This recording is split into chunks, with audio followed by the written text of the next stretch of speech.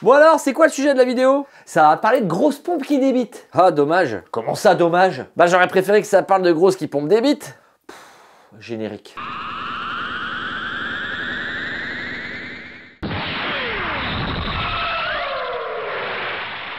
Bonjour les padawans de la physique, Obi-Wan pour vous servir. Bienvenue sur la chaîne qui répond à vos questions. Et pour ce faire, laissez-les en commentaire et j'y répondrai lors d'une prochaine vidéo.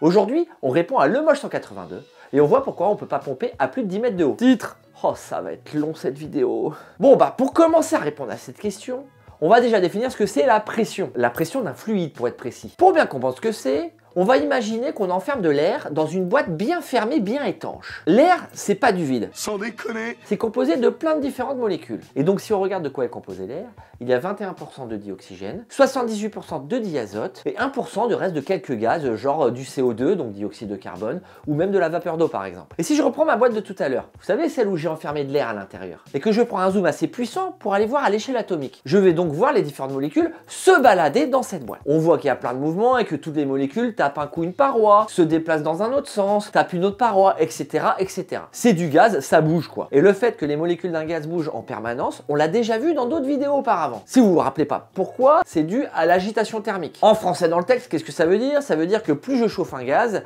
plus les molécules vont bouger vite. Et donc à une température donnée, une température constante, les molécules bougent à une vitesse constante elles aussi. Et ces molécules qui bougent, on l'a vu tout à l'heure, vont taper des parois. Ils vont créer des chocs sur les parois de ma boîte. Et donc à chaque fois qu'il y a un choc sur la paroi, il y a création d'une force à l'endroit où il y a le choc. Et donc, si on veut un peu comprendre cette histoire de création de force, on va faire une petite analogie. Et qu'est-ce que c'est cette analogie? Eh bien, tout simplement, c'est un ballon qu'on va prendre à la main et qu'on va jeter contre un mur. Au moment de l'impact contre le mur, on comprend bien que le ballon va créer une force dans la direction du mur.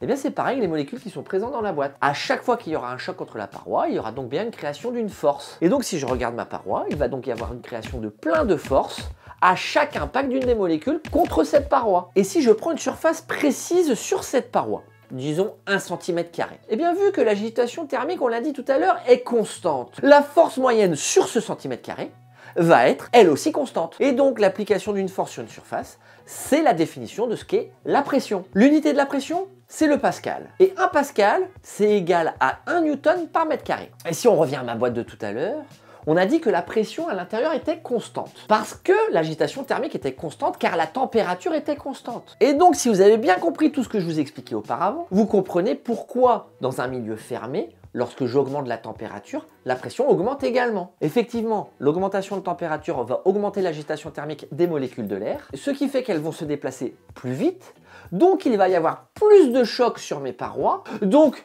plus de force moyenne sur une surface de la paroi, donc une pression qui a augmenté. Mais oui, c'est clair. Mais cette explication fonctionne quand on est dans un volume bien précis. Mais quand il s'agit de l'air, il n'y a pas un volume défini.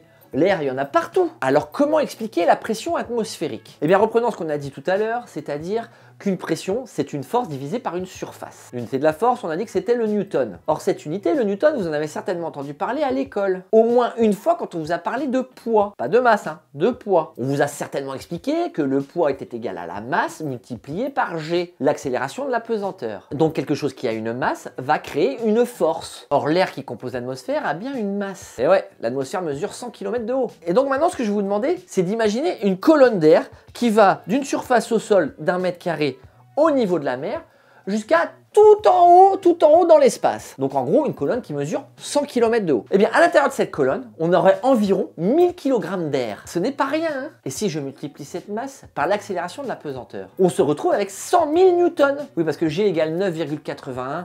Mais en vrai, pour simplifier le calcul, j'ai pris 10. Donc on a bien 100 000 newtons sur une colonne, on a dit de 100 km, mais on a aussi dit que la surface au sol était de 1 mètre carré.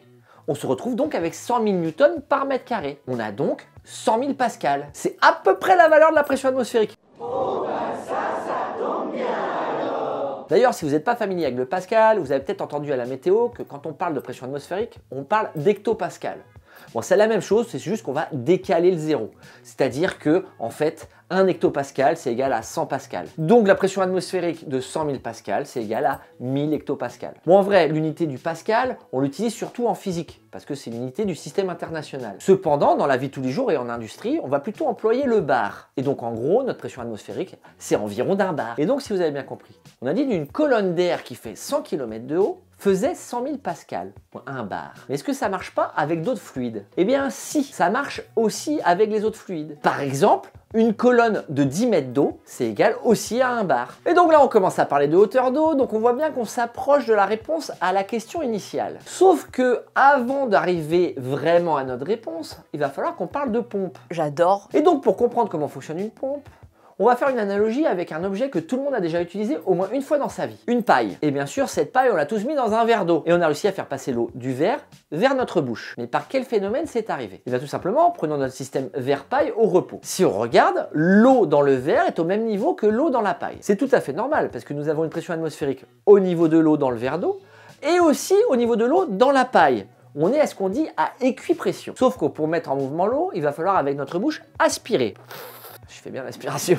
Qu'est-ce qu'on fait quand on aspire? Eh bien tout simplement, on vient créer une dépression dans la paille. On vient enlever la pression d'air qu'il y a dans la paille. Ce qui fait qu'on va créer ce qu'on appelle un delta P, une différence de pression. On va avoir la pression atmosphérique qui va pousser dans le verre, donc 1 bar. Et dans la paille, on vient créer une dépression, une pression inférieure à la pression atmosphérique. Donc la pression atmosphérique vient pousser dans le verre et faire monter l'eau dans la paille jusqu'à notre bouche. Ça pousse. Et pour preuve de comment marche ce phénomène, il suffit donc de recracher la paille et tout revient à l'équilibre. L'eau dans le verre et l'eau dans la paille sont au même niveau, puisqu'on est de retour à équipression. Et bien une pompe, c'est comme ma bouche. Elle pue? Oh ta gueule! Ah, autant pour moi, elle dit que de la merde alors.